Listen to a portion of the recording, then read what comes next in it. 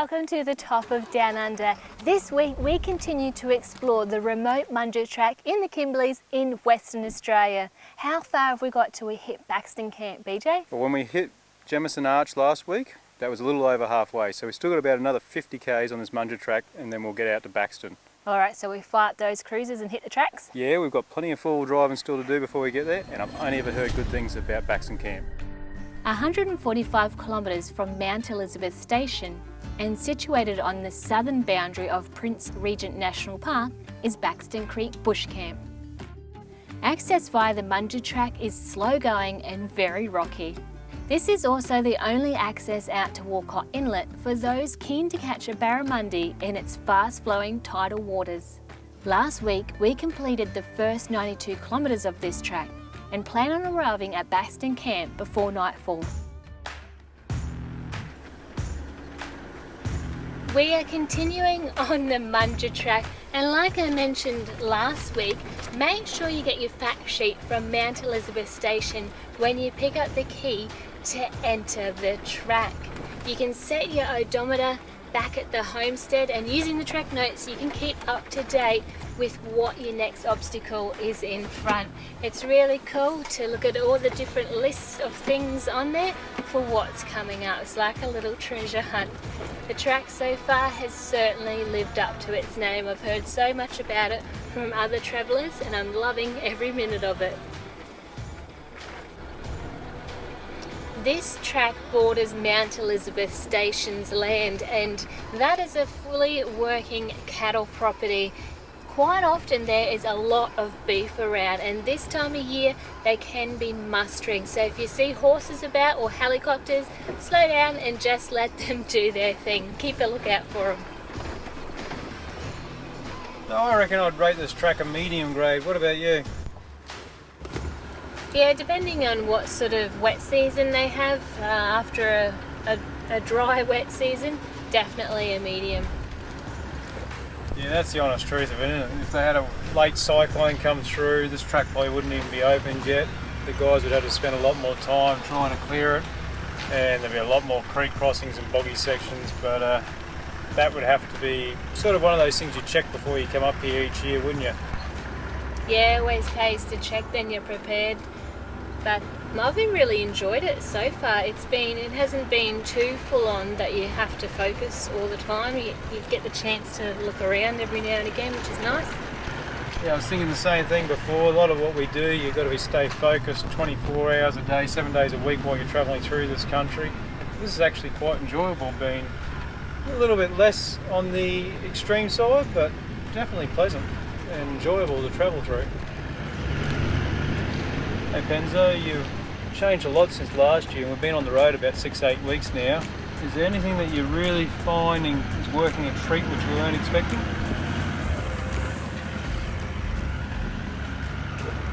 Sorry, just focusing on getting out of that creek there. It's a bit steep on the other end. Yeah, I'm loving my new tray. Actually, the storage in it is awesome. I've got my compressor in one box. I've got little water tanks on the back that I can wash my hands with. And the drawer is actually sealed, so all our recovery gear doesn't get dusty, and it doubles as a table, so that's been a real bonus. That's been an awesome change. I had to chuckle the other day, you at the table is actually at the right height for you, but that tray seems to be working really well for you. Yeah, and it's got this massive fuel capacity in the headboard, which no one really notices as well. Yeah, that's one thing with this car. I've only got the standard tank. You've got literally double the amount of fuel that I can carry. Too right. You can buy some off me if you're nice to me. I bet you it'd be at a premium. Yeah, you know it.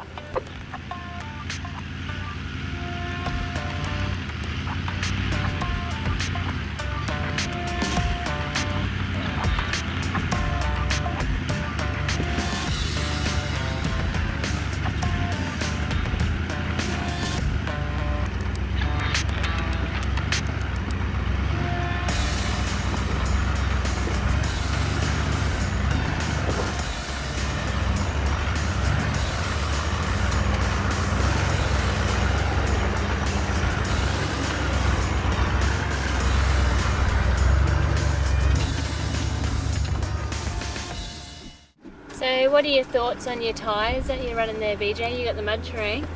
That was a really good question, Penzo. It's been interesting because this vehicle has actually covered the same ground you have, but it's been off camera, moving the cameraman around.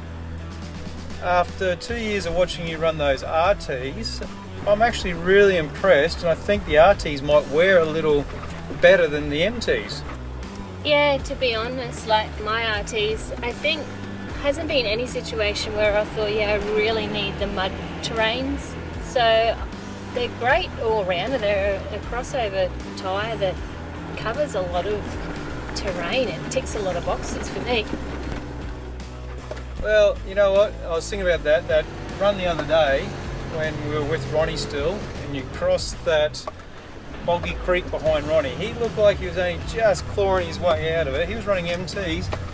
He wasn't towing. You were towing with the RTs, and you actually made it look easier. You stopped halfway, got yourself aligned properly, then took off again. So in my book, I'm actually really sold. I went for the MTs this time because I wanted to try them really, but the RTs are definitely a quieter tyre on the road. Wear very, very well, maybe better than the MTs, and we haven't been able to shake you in RTs on those things. Literally, I haven't seen an opportunity where I would definitely say, hey, I want mud trains over the RTs. Yeah, I agree. The RTs are clear winners for me, but in saying that, both versions, both types of tyres haven't had any dramas with flats or anything like that. You're right, mate. The proof is definitely in the pudding. And after doing the Umbi track last year, Ronnie was so impressed, he went out and bought Toyos himself. He bought the mud terrains, and even he was saying the other day, next set of tyres, he reckons he's going to try the RTs because no punches, no repairs, they just keep on going. Yeah, they're my tyre of choice. I'm super happy with mine, and I'm putting another set on as soon as I can. If I'm not mistaken, the kilometres that we've come, I think this might be Baxton jump up. Yeah, I was just thinking the same thing, doing the figures in my head, and I think you're right. Probably the best bit of advice I can give you is before you do a trip like this, keep an eye on the weather. Contact either Mount Elizabeth or Bachsten Camp via Facebook or email just to get a track report, and then plan your trip accordingly, because they will hold off opening this track up if it's too wet after a decent wet season. They want everyone to come out here, enjoy it, and not have to do recoveries, because there's no services like that out here. You're on your own. So keep an eye on that leading up to it, what the weather's doing. But a good kitted out, middle-sized to large four-wheel drive, I reckon you'd be able to conquer this trap, no worries. And it'd be an awesome place to bring the family, but I'm enjoying this. This is just a fun little drive so far.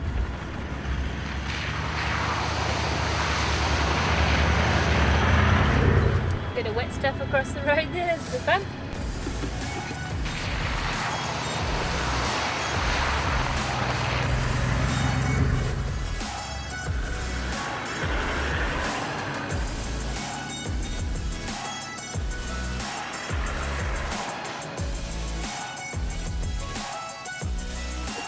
This looks great. I noticed every fire as we come in, every little fire pit has its own stack of firewood. Yeah, look at this here, a little nice sandy bed to put the flag down on tonight. I'm loving this idea. Yeah, this looks perfect for me.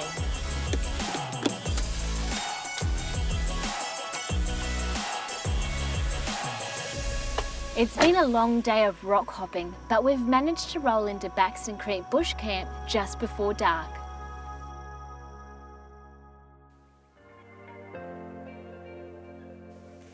Tucked away on the banks of Bachsten Creek, this bush camp is a fantastic location, making it the perfect place to stop and unwind for a couple of days. The facilities and amenities include hot showers, flushing toilets, and a much needed washing machine. These are complemented by several well-presented cabins available for those that want to spoil themselves with a few extra comforts during their stay. Cabins are available in twin share, double and family bedding configurations, and bedding linen is also provided. If camping is more your style, each campsite offers all the trimmings that guarantees your stay will be as enjoyable as possible. Allow at least a couple of days to enjoy this spot and use it as a base camp to explore the area.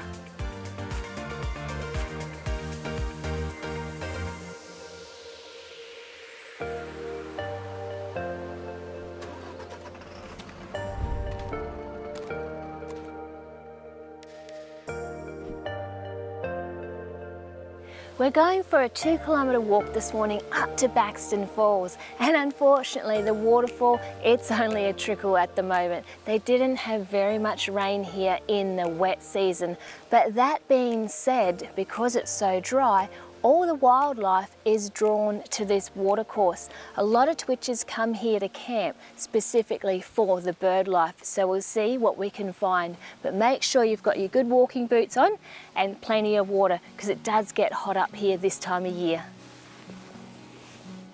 It was a little bit cooler this morning. As I say, 15 degrees it got down to.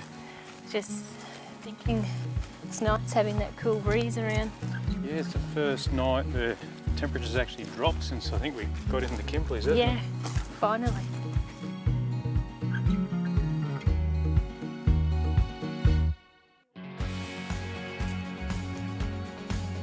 Kinda looks crocodile-ish, but it's not, is it? No, we're above a waterfall here. Apparently you can swim in all the holes up here.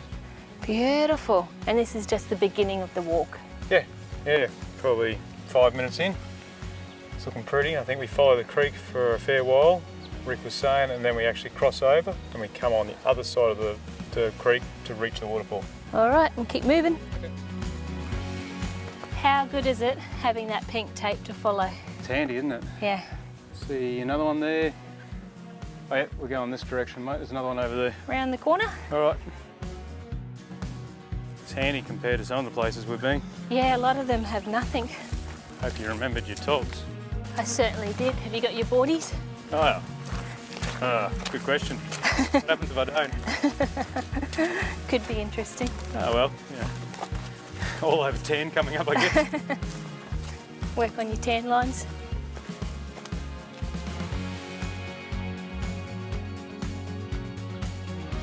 What, have you got a sign, have we? Yeah, first information sign. Four-way junction is where we're at. 1, 2, 3. Oh yeah, it makes 4. So where do you want to go? Bottom pool and gorge, waterfall and pools, Which sound amazing because I really want to swim. or lookout.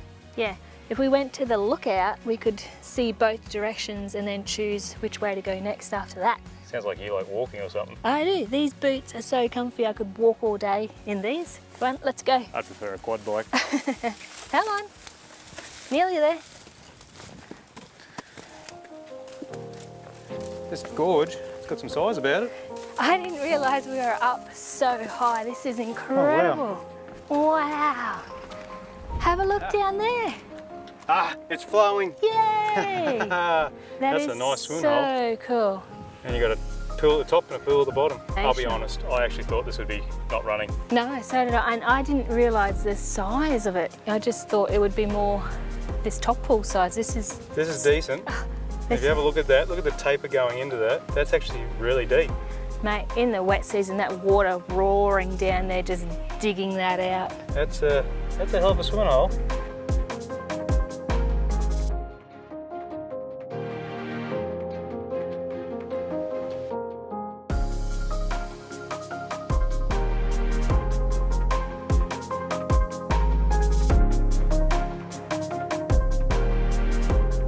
So the big question is, top pool or bottom pool? Well, they're both really inviting. I'm kind of leaning towards the bottom pool. Looks amazing. I was going to say top pool because I knew you'd always pick the bottom pool. Okay, so which is the easiest to get to? That'll help me decide. How about we flip a coin? All right. Yeah. Did you bring a coin? No, but I'll just say heads and I'll won. Go to top pool. Top pool it Top is. pool it is. Are we there yet? I can hear the waterfall and we're getting closer now.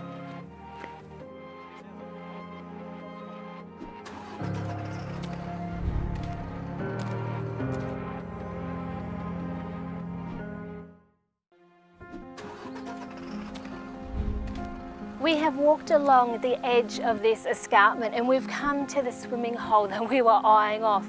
There's a bit of a drop into this one. We've had another look further up and there's an even better pool that has a rock ledge coming out with some shade underneath it, which is perfect for this time of day. Now, I would grade this walk as a medium, and this is a fantastic place to bring a family. You can do a really nice walk in, enjoy all the wildlife, and then you're rewarded with a swimming spot here. Now I'm going to head off and enjoy what I've come to see.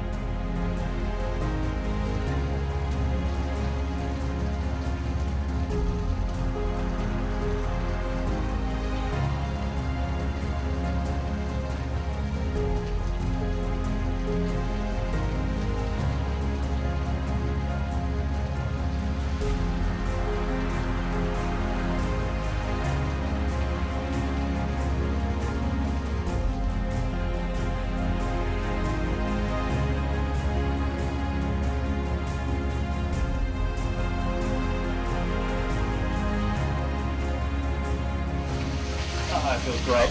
You coming in, Whitey? Yeah, she's right. Watching this is slippery. Is it? Yeah. Oh, yeah, I told you. it's going to slide on in. Yeah. Ooh, coming down. Slippery slide. Oh, wow, this is awesome. We've got our own private waterfall. Waterfall that way, view that way. Yeah. Even from the odd drop of rain. That is amazing. I love it. And the hanging fern as well. Oh yeah, missed that. 35 degrees outside. Now a bit of wee in here, eh? Yeah, perfect. Mate, just do that, you're part of the wildlife. High five. Yours, buddy. Yours. The couple of kilometre hike to Baxton Falls over rocky terrain is certainly worth the exercise when you're rewarded with such a pristine swimming hole at the other end. But it's not the only attraction available to guests here. I've been waiting all day for this. Tonight we're going somewhere special just up this hill. This is Sally, and what's happening tonight? Well, this is our very special Bachsten Camp animal feeding show that we have on most nights here.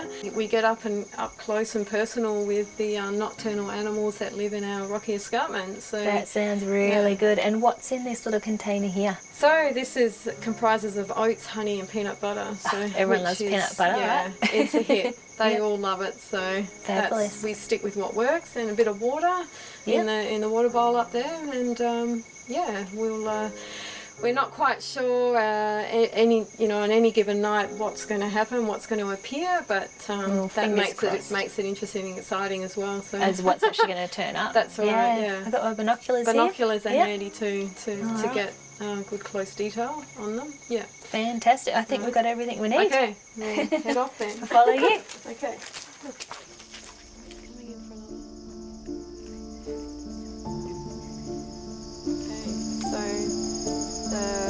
Munja. So you just done that rock there? Yes, that's right.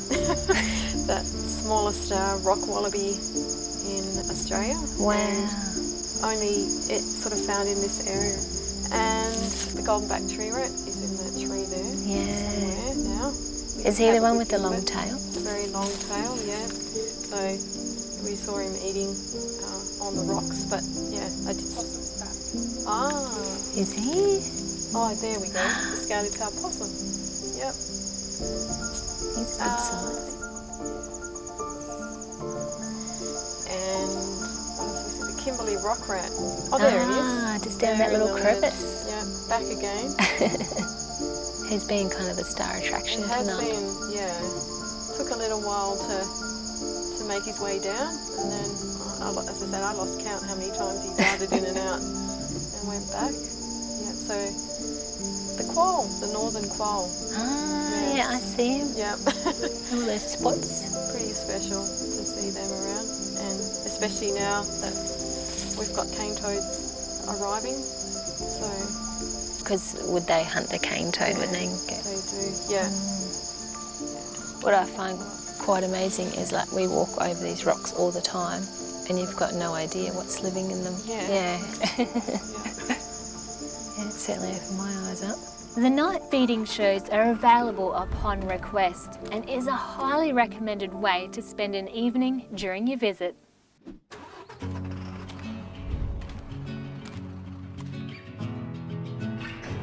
We have just spent 2 really enjoyable nights at Bachsten Camp.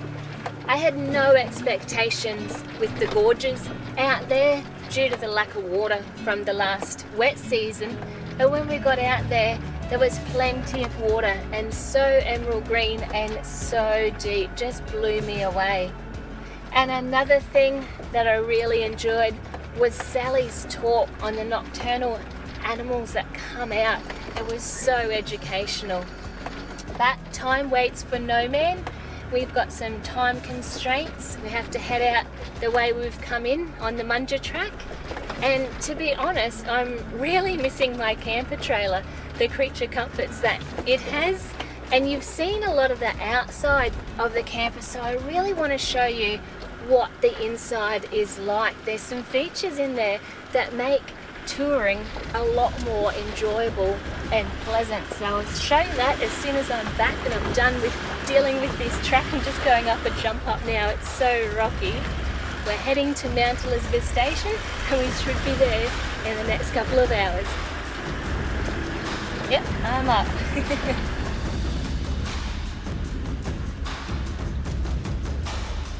The Recon R2 by Lifestyle Camper Trailers has really set the bar high in the hyper camper market. You've seen in the previous episodes just how capable it is off-road, but there's a few features that have really impressed me. For starters, I love that the kitchen is on the outside. It's quite communal, so any one of the crew can come and make a coffee whenever they want. I love that. You've got your 2-burner gas stove, hot water plumbed to the sink, and another really cool feature is the amount of storage. Have a look at that compartment, how much you can fit in there. You've also got storage up the top here and lighting, which is great when you're cooking. You've got your charging dock here to keep in front of all your gadgets, the water monitor, and also the solar monitor as well. Now, this solar will keep in front of our fridge and all our electronic devices that we're using, which means this is a standalone unit for long-term stays. If you want to see more, walk this way. There's some pretty neat stuff inside here. Inside, you can option up the layout to suit your needs. I chose the full-size queen bed and lounge configuration. Huge breezy windows come standard and are perfect for the warm nights. Additionally, I've opted for the internal ensuite and toilet. Hot and cold water on tap and no muddy feet. This is luxury. The Truma Combi unit controls the internal space heating as well as the hot water, adding additional comfort on cold nights. One truly impressive feature is the dust suppression system, which kept the whole unit dust-free over the 3 months we have travelled the Kimberley. Storage space is in ample supply throughout the Recon, which never goes astray. I have to say, the Recon R2 from Lifestyle Camper Trailers outperformed my expectations in every way.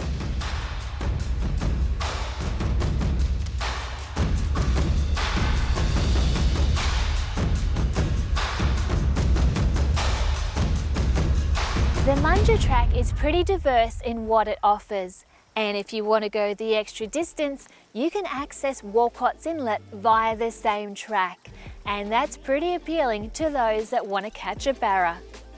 Now it's going to take you a full day to come out from Bachsten Camp, but it's great arriving back here at Mount Elizabeth Station knowing you've got a hot shower and a washing machine waiting for you. Well, unfortunately, that's all we've got time for. I'll see you next week on Top of Down Under.